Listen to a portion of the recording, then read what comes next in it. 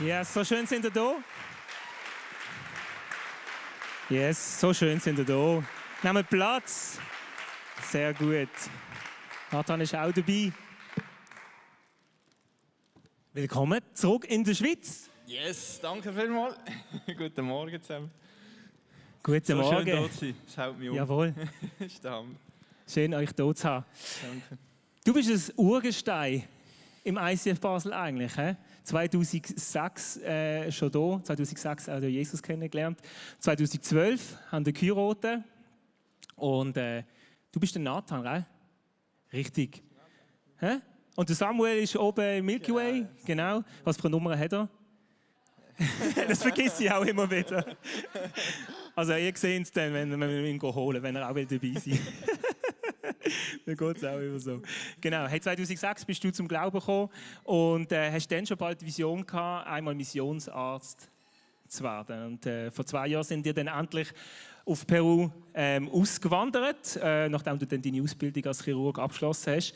Vielleicht könnt ihr euch noch daran erinnern, wo wir sie ausgesendet haben. Bevor sie jetzt dann selber auch zu Wort werden werden wir noch schnell eintauchen. Auch als Teil von unserer REACH-Kampagne haben wir sie vorgestellt im März und wir werden gerade noch kurz ein Video zu eurer Arbeit dort sehen.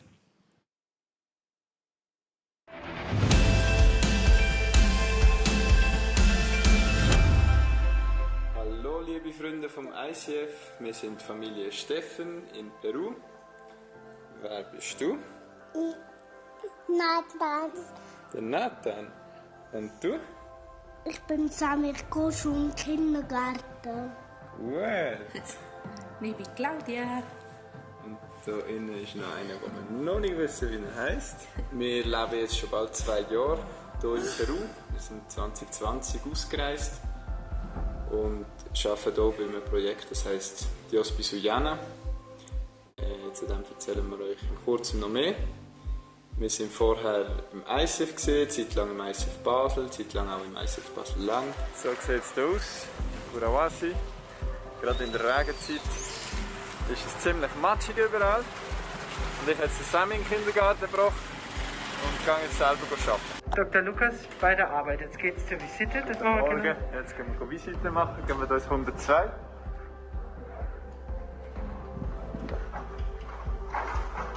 Buenos días, señores. Buenos días.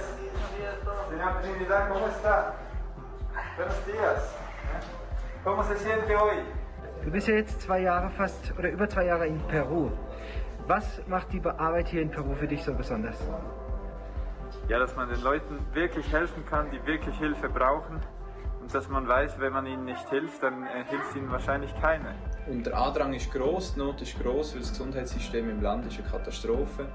Viele Leute werden nicht behandelt oder schlecht behandelt oder es wird zu viel kosten und sie haben das Geld nicht dafür und darum kommen sie hier hin. Wir haben jeden Morgen so im Schnitt um die 200 oder so noch mehr Patienten, die hier behandelt werden. Wir können nicht allen helfen, aber wir probieren unser Bestes. Ich bin hier für die Allgemeinchirurgie und Unfallchirurgie zuständig. Nach 2 Jahren haben wir jetzt schon bald unseren ersten Heimataufenthalt gemacht und wir freuen uns mega im Juni, Juli und August für fast 3 Monate in der Schweiz können sein und wir hoffen, dass wir viele von euch dürfen treffen und besuchen und von unserer Arbeit noch mehr erzählen. Ja, wir freuen uns mega auf euch. Seid ganz herzlich gegrüßt aus Peru und bis bald. Tschüss! Tschüss! Sehen wir uns? Jawohl. So sehen wir uns. Genau, sehr schön. Wir haben jetzt ein paar Dinge über dich gehört. Ich wollte dich gerade noch fragen, Claudia, wo kommst du eigentlich her? Ich komme aus Kolumbien. Und wie habt ihr euch kennengelernt? Ja, hier in der Schweiz. Ich habe mit Juventud mit einer Mission gearbeitet. Okay. Und war hier, ja. Und dann hat es gefunkt und dann so schnell gegangen. Eine Story für ein anderes Mal vielleicht. Okay, gut. Lukas, jetzt haben wir ein paar Bilder gesehen. Vielleicht kannst du noch ein bisschen ausholen. Wo und wie lebt ihr genau in Peru? Ja, die haben schon einen kleinen Eindruck bekommen von den matschigen Strassen dort in der Regenzeit. Also es ist eine sehr ländliche Region. Der Ort Curahuasi ist auf 2700 Meter Höhe gelegen, etwa 3 Stunden von der Stadt Cusco entfernt. Das ist das Land der Quechua, also vom Volk der Quechuas, haben Sie vielleicht schon gehört. Das sind Nachfahren der Inkas. So Machu Picchu ist vielleicht der Begriff und das Inka-Reich, damals von Kolumbien bis Chile, ein Grossreich, wo die Spanier gekommen sind. Und die Nachfahren der Inkas, die Quechuas, die sind sehr diskriminiert im Land. Die sind halt alle ein bisschen kleiner, alle ein bisschen dunkler, reden aber nicht so gut Spanisch, haben keine gute Bildung. Und in Lima, in der Hauptstadt, wird das Land halt von ein bisschen weisseren Leuten regiert. Und die Quechuas sind sehr vernachlässigt, gerade in dieser Region. Apurimac, wo wir sind, das gilt als ärmstes Departement vom ganzen Land dort. Und die Leute leben als Bauern, dort wo wir in dem Dorf sind. Also vom Ackerbau und Viehzucht, alles von Hand, also pflügen mit Ross oder einfach mit der Hacke, ein ganzes Feld pflügen. Wirklich harte Arbeit, teilweise bis auf 4'500 Meter in der Kälte arbeiten sie noch. Und es ist wirklich ein hartes Leben, ein sehr einfaches Leben. Und ja, für diese Leute sind wir dort in Peru, genau. Ja. Ich kann noch mehr erzählen. Da haben wir das Spital gesehen vorher, das ist jetzt die Schule. Im Hintergrund ganz schwach, oben sieht man noch das Spital, also so sieht es dort aus. Angenehmes Klima, trotz der Höhe, so 20, 25 Grad oft am Tag, in der Nacht so 5 Grad, jetzt haben wir auch kälter. So ein wechselhaftes Bergklima auch.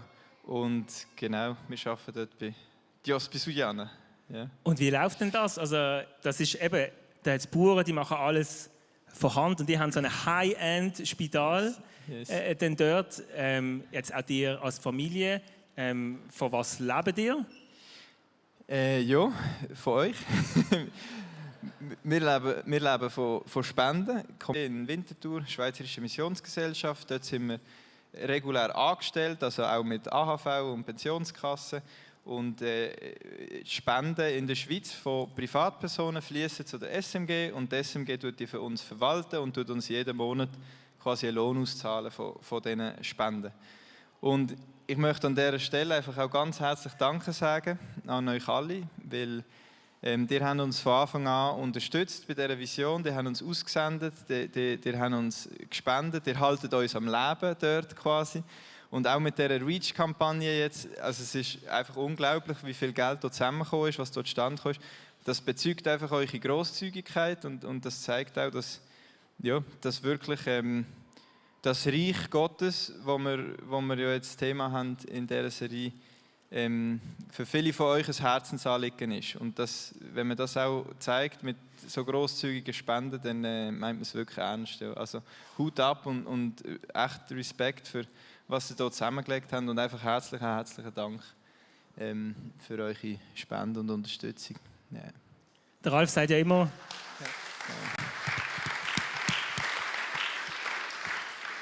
der Ralf, unser Leadpastor, sagt immer, der Glaube kommt immer zuletzt beim Portemonnaie an. Ja, genau. Das ist noch spannend. Aber jetzt bin ich schon wundern, also wie viel Geld habt ihr denn jetzt bekommen für die Reach-Kampagne? 15'000 Franken haben wir vom ICF überwiesen bekommen. Genau, ja. Also ein mega grosszügiger Betrag und einfach der Hammer. Also, es ist die grösste Spende, die wir je bekommen haben. Also wirklich einfach Hammer. Es hat uns aus den Socken gegangen. Cool. Und wie viel braucht man denn so im Monat jetzt für euch? Wir als Familie brauchen so 3'500 Franken ungefähr pro Monat. Ja. Ja. Also noch Abzüge, so AHV und so Sachen. Ja, also ist natürlich auf jeden Fall auch ein anderes Leben, das ihr jetzt dort gewählt habt, als in der Schweiz. Die haben einiges auch zurückgelassen. Ich weiss noch, als ich mal im Ausland war und es war jetzt ein westliches Land, ich habe mir einfach ab und zu gewünscht, ich könnte in den Migros reinlaufen und mir eine Wurst wegholen. Das sind dann so die kleineren Sachen. Aber vielleicht gibt es auch Sachen, die ihr zurückgelassen habt, wo ihr sagt, schon tough. Also bereut ihr, habt ihr auch so Phasen an dem Moment, wo ihr sagt, hey, also, was haben wir hier gemacht? Ja, ich bin ehrlich, ja. Also ich habe immer wieder so Gedanken, oder, wo ich denke, ja, gehst du lieber zurück in die Schweiz, kannst gut Geld verdienen und irgendwann ein Häuschen kaufen. Wir haben kein Haus oder eine Wohnung oder irgendetwas so. in der Schweiz und wir leben einfach quasi direkt von diesen Spenden, die kommen und mieten dort auch in Peru. Und ja, was soll ich dazu sagen? Es ist eine Berufung von Gott, es ist ein Traum, den er in unser Herz hineingelegt hat.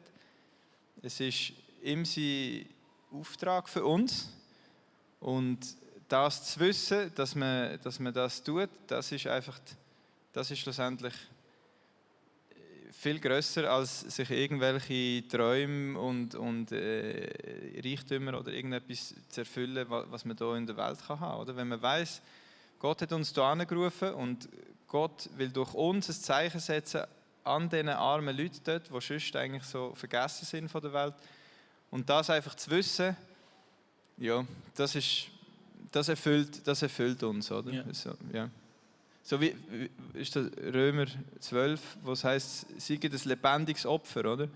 Was heisst denn das, oder? Ein lebendiges Opfer zu sein, oder? Das heisst halt auch immer wieder im Leben irgendetwas aufzugeben und so zu leben, dass es Jesus gefällt, oder? Ja. Und also wenn du hast vorher als auch Lehrerin noch geschafft und auch jetzt ehrenamtlich mit Frauen in dem Dorf und du bist im Spital dort.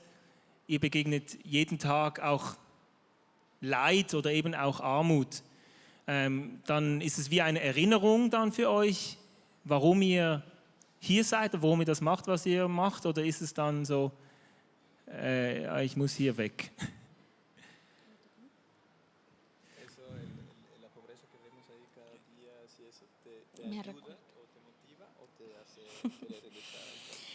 So, ja, ich glaube, ja, das erinnere mich, dass ich habe so viel von Gott bekommen.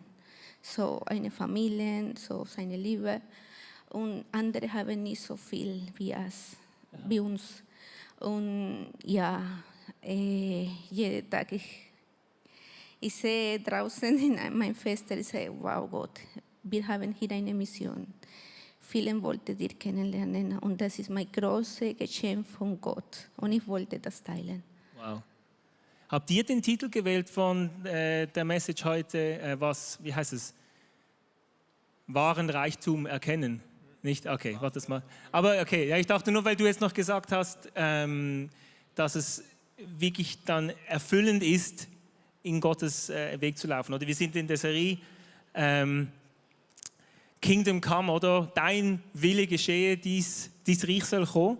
Und das kostet manchmal etwas. Das spürt ihr täglich und ihr sagt, es lohnt sich. Yes. Jetzt habt ihr beide gesagt, ja, ihr habt das erkannt als Gottes Wille für euch. Vielleicht bist du da und sagst, ja, okay, das ist jetzt eine grosse Aufgabe und cool, dass Gott das so klar gesagt hat. Wie hat er das euch gesagt, dass das eure Aufgabe ist, zum zu schauen, dass sein Königreich mehr da ankommt?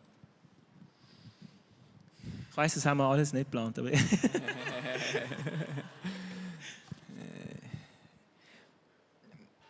habe ich Zeit? ist nur noch ein bisschen warten. Als ich 2006 zum Glauben kam, ich bin durch eine schlimme Zeit in die Jugend gegangen, viel Drogen, viel Abstürze, aus der Schule geflogen, Untersuchungshaft, nur Scheiß gemacht. Dann ist meine Mutter gestorben und das hat mich dann in Gottes Arm getrieben, quasi, oder? In dieser Notzeit, wo das da war. Und dort habe ich Jesus kennengelernt, auf den Philippinen, in einem Pfingstgottesdienst, so in einer Pfingstgemeinde, bin ich berührt worden vom Heiligen Geist. Und das hat seither nicht mehr aufgehört. Der Heilige Geist berührt mich immer wieder. Und ich weiss, ich habe ihn in mir. Ich sehe Jesus, ich habe ihn vor mir. Und ich weiss irgendwie, was er von mir möchte. Ich weiss auch nicht, er redet jetzt nicht wie eine Donnerstimme oder so etwas zu mir. Aber mir ist damals klar geworden, du sollst dein Leben in Dienst von den Armen stellen.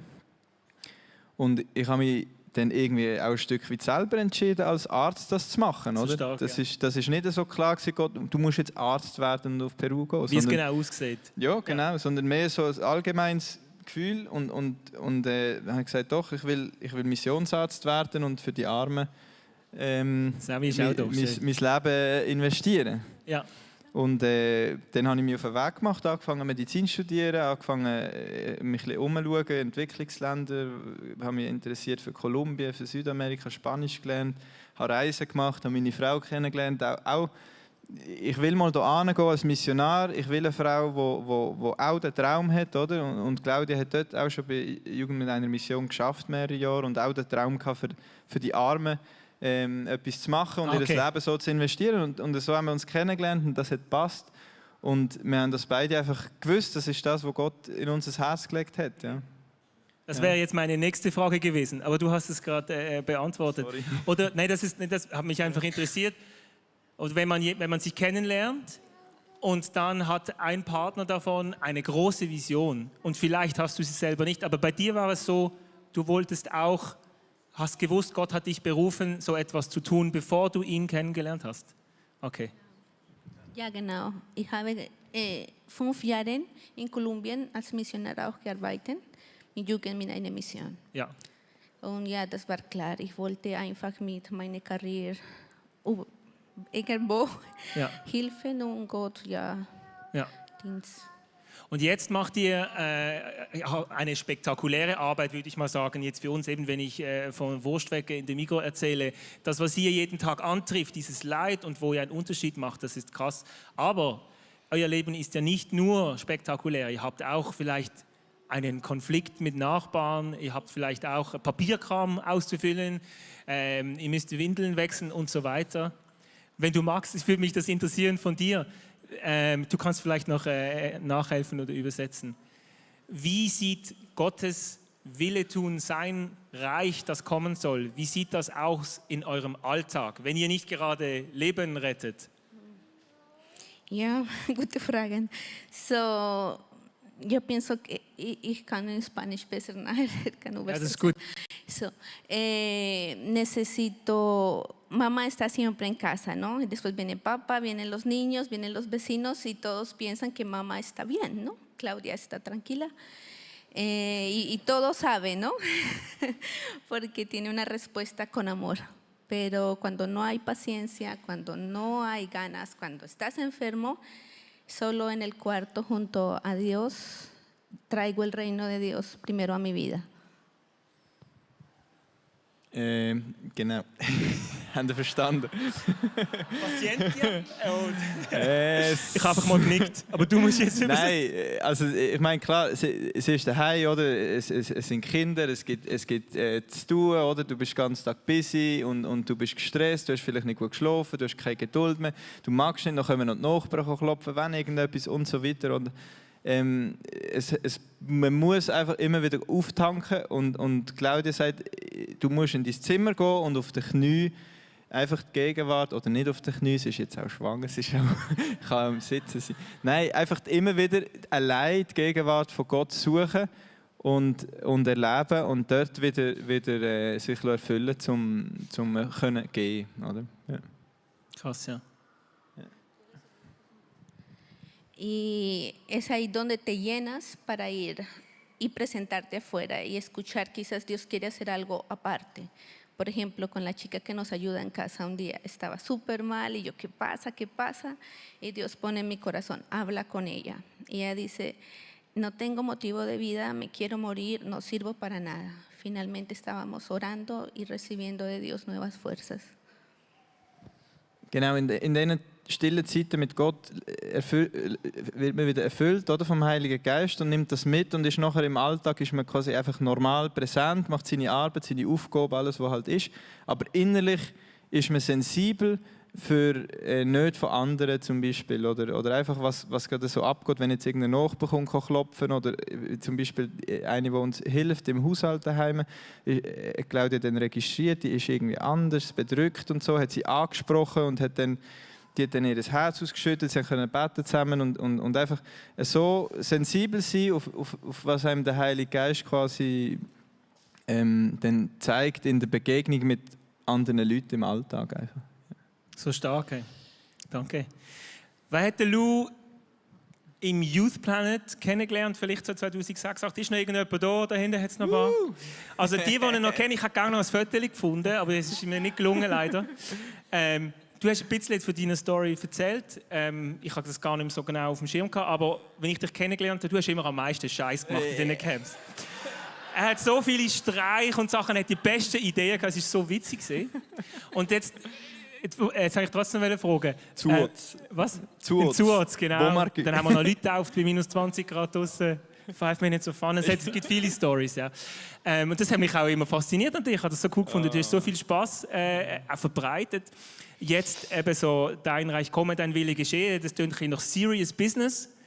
Wie viel Spaß hat da noch Platz in eurem Alltag? Das ist jetzt ein bisschen eine Fußballerfrage. Ein Stichwort, das mir jetzt gerade in den Sinn kommt dazu, ist Freiheit. Oder? Ja. Ich bin damals, als ich zum Glauben gekommen bin, freigesetzt worden. Weil ich bin vorher mega bedrückt war, oder? Ich habe mit so vielen schlechten Gedanken gelebt, mit irgendwie, so viel Negativem in meinem Leben und habe mir auch immer Probleme gehabt mit mir selber, oder? Mich anzunehmen, zu genügen, Selbstwertgefühl und so weiter. Und als ich Christ geworden bin und ins Youth Planet gekommen bin, das war einfach eine Freiheit, die in mein Leben gekommen ist, oder?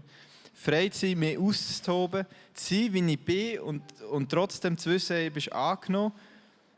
Und das ist so eine tolle Zeit gewesen, mag ich mich erinnern, so dort im Youth Planet, oder? Und man wird jetzt natürlich älter, oder? Hast Kinder, hast einen Beruf mit viel Verantwortung und es wird alles durch das klar ein bisschen ernster und nicht mehr so spaßig, wie das damals war. Das ist ja auch okay, es hat ja alles seine Zeit im Leben, oder? Das ist damals so eine Zeit gewesen. Aber die Freiheit, können sein, wer ich bin, oder? Die Freiheit, zu wissen, ich bin angenommen und ich bin okay so und ich muss mich nicht verstecken und ich muss jetzt nicht irgendwie verklemmt sein oder irgendwie so etwas. Die Freiheit kenne ich immer noch in meinem Leben. Und ich meine, klar, mit den Jungs toben wir uns aus daheim oder schmeißen einander durch die Gegend. Und Claudia sagt auch, ich gehe gerne Bergsteigen, so 6000er und so in Peru. Und Claudia sagt auch, du spinnst, so etwas zu machen.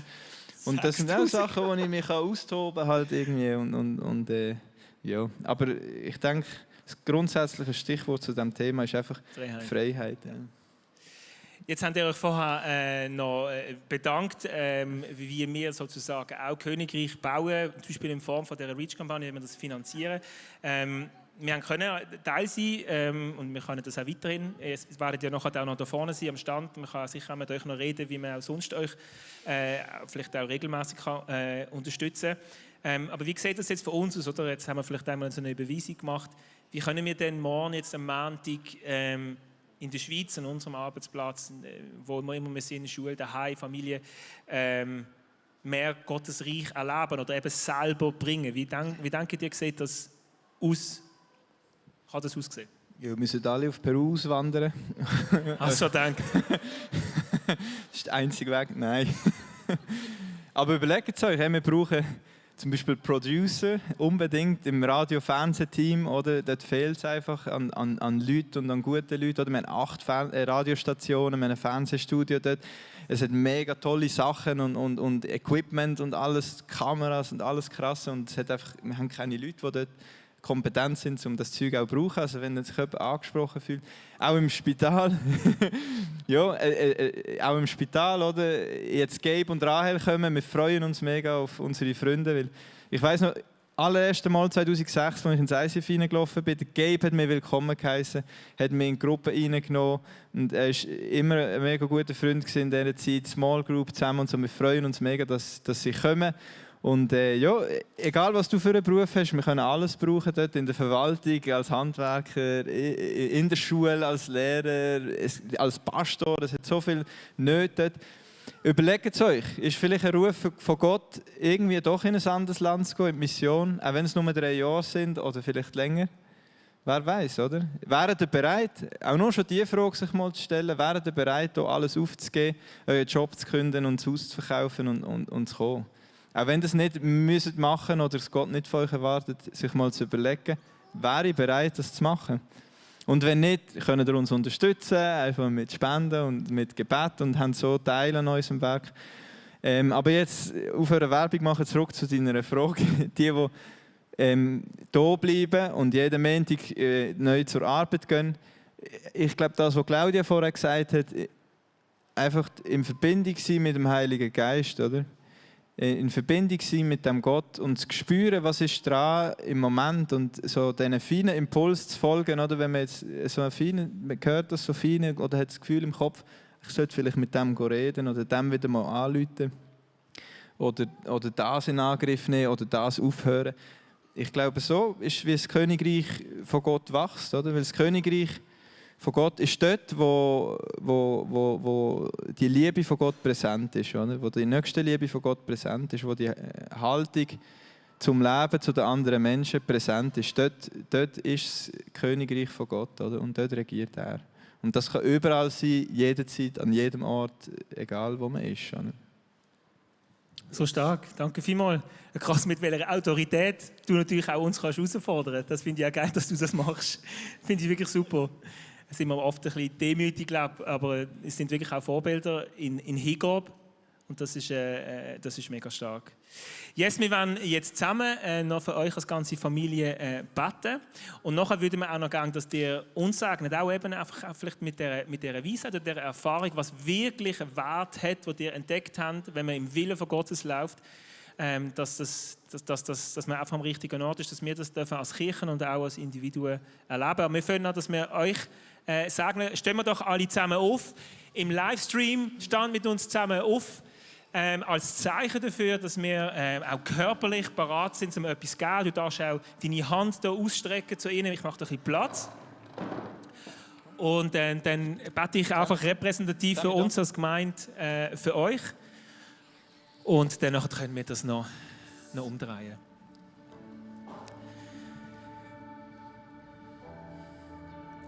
Jesus, danke, dass du uns Menschen brauchst, dass du dich entschieden hast, zu partnern mit uns. Du hast genug Kraft und genug Größe, um deinen Willen selber durchzusetzen. Und ich finde es so schön zu sehen oder auch zu erleben, wie du das machst mit uns und wie du das mit der Familie Steffen machst, dass du sie berufen hast, dass du sie ausgerüstet hast und dass du ihnen Mut gibst, Unterstützung, Know-how, Skills, Ermutigung, Trost. Danke für die Geschichte, die du bei ihnen geschrieben hast. Und es sind sie 2 Jahre dort und es ist, wie ich höre, schon viel passiert, aber es ist noch so viel mehr vom Weg, den du willst tun, glaube ich, auch durch sie. Und ich segne euch, Familie Steffen, im Namen von Jesus und auch einfach repräsentativ für uns als Gemeinde, einfach mit einer neuen Kraft, für eure Aufgabe, mit einer neuen Leichtigkeit, einer himmlischen Leichtigkeit. Wenn ihr auch so viel Leid gesehen und begegnet und vielleicht dann das Gefühl, es reicht einfach nicht, es gibt noch mehr. Heute feiern wir Pfingsten, Heiliger Geist, du sagst ja, du bist der Tröster. Sagt euch auch mit Trost, wenn ihr an Sachen verzweifelt, sei das bei der Arbeit, sei das privat.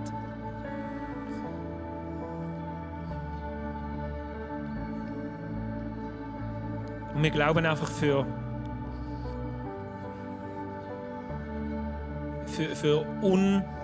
Übernatürliches, das entstehen kann, wenn Menschen wirklich intim in deiner Berufung laufen. Und darum sprechen wir das über euch aus, dass Übernatürliches soll passieren, dort, wo ihr seid, die Sachen, die ihr anlangt, dass einfach der Heilige Geist dort drin ist, seine Hand auf euch drauf ist und bei jeder Operation, bei jedem Windelwechsel, bei jeder Papierkram, bei jeder was es auch zu tun gibt, dass die wir euch geführt wissen und das auch erlebt.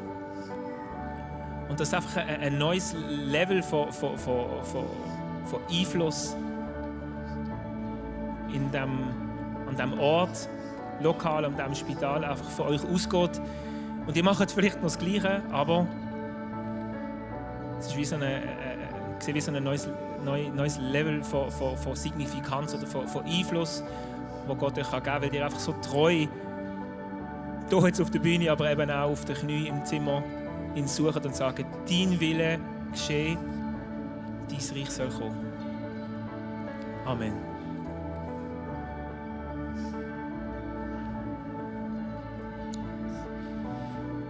Gang noch sagen. Vater, wir danken dir, dass du treu bist, dass du gegenwärtig bist vor uns. Wir danken dir, dass du zugänglich bist für jeden Menschen. Und wir bitten dich heute Morgen für das ICF Basel, Basel-Land, Lörrach, für jeden Menschen, der da ist, für jeden Menschen, der zuschaut, der daheim ist, der nicht kommen konnte, dass dein Geist möge Herzen berühren, Herr. Dass dein Geist möge fließen in unserem Leben, Herr, in jedem einzelnen Leben und dass wir deine Liebe erleben, Herr. Weil es nichts Grösseres gibt, weil es keine grössere Freude gibt, als dich zu kennen. Und heute am Pfingsten, Herr, ich bitte, dass die Heilige Geist ausgegossen werden an dem Ort, in jedem Herz, in jedem Mensch, der da ist, Herr. In jedem Leben. Und darf rausgehen, morgen Montag wieder, Dienstag, die ganze Woche, den ganzen Monat, das ganze Leben. Und darf wirken und Feuer verbreiten und Liebe entfachen und einfach dein Reich bringen, Herr. Dein Königreich ist das, was wir sehen wollen. Dein Königreich ist das, wo das ICF dafür steht. Das ist das, was wir bauen wollen. Das ist das, was wir erleben wollen, weil wir wissen, wie gut das ist, weil wir wissen, dass es nichts Besseres gibt, weil wir wissen, dass du König von der König bist und der höchste Name, den es gibt. Und darum bitten wir dich, Herr, dass du deinen Geist ausgießt auf jeden Menschen, Herr, der da ist. Auf jeden, der dich noch nicht erlebt hat, der dein Feuer noch nicht gespürt hat, Herr. Dass er verändert werden von innen aus, wie es noch nie gesehen ist. Und dass etwas Neues entstehen, neues Leben darf entstehen. Auferstehung darf entstehen, Heilung darf entstehen. Dass deine Gnade einfach wachsen und zunehmen in dieser Kirche, Herr. Wir danken dir für alle, die uns unterstützen, die für uns beten, die unsere Freunde geblieben sind über die Distanz. Und wir danken dir einfach für die Gemeinschaft, für die Familie, die wir hier im ICF Basel haben dürfen, weil wir haben hier wirklich unsere Familie, wir haben hier unser Zuhause, unser geistliches Zuhause. Und wir danken dir einfach, Herr, dass du so gut bist zu uns, dass du uns so fest segnest und dass du auch jeden Menschen willst segnen, Herr, der auf dich zukommt und der dich sucht, Herr. Und das bitten wir dich, Vater im Himmel, im Namen Jesus. Amen. Amen. Amen. Hey, danke vielmals euch. Danke fürs Teilen. Danke, dass ihr als Vorbild uns vorausgeht. Kann man noch einen großen Applaus versehen.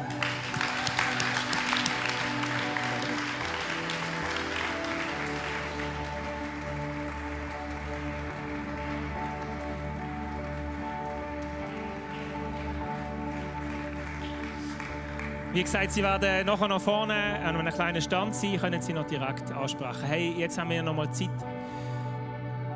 um uns Gott hingeben. Es gibt so viele verschiedene Wege und Worship ist so ein schöner Teil davon. Es hat vorgestern mit 2 Freunden davon gehabt, dass auch jemand unter uns sich wegen einem Worship-Song, wo Gott zu ihm geredet hat, entschieden hat, wirklich in den Willen von Gott für ihn einzutreten und für ihn hat das bedeutet, dass er auch so einen Weg mitmacht. Wir haben das Gebetsteam hier. Und es ist so eine gute Möglichkeit, wo du kannst mit jemandem zusammen etwas festmachen. Weil jetzt das nächste Lied, das wir singen, das heisst «Have it all». Du kannst alles haben, Gott. Jeden Teil von meiner Welt. Was für ein crazy Statement. Und vielleicht willst du dir noch einen Moment nehmen, um zu überlegen, ob du das willst singen. Es gibt teilweise gefährliche Gebete. Ich glaube, es ist ein gutes. Und vielleicht willst du auch so eine Entscheidung, was auch immer das bedeutet, auch mit jemandem festmachen. Für das ist das Gebetsteam da. Lass uns einsteigen in Worship.